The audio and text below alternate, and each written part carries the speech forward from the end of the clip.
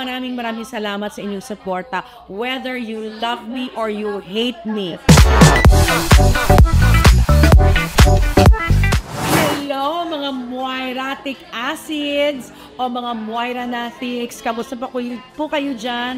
Unang-una, maraming salamat sa inyong suporta, whether you love me or you hate me.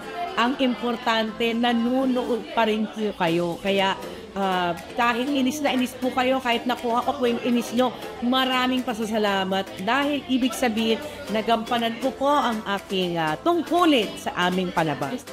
Sana po pagpatuloy niyo po ang suporta sa mga kasamahan ko sa cast, pati na rin sa akin dahil magiging malimit na rin po kami magsama-sama dahil syempre matagal po kami nagsama dito. I look forward to the day na makasama ko sila ulit, and thank you talaga from the bottom of my heart.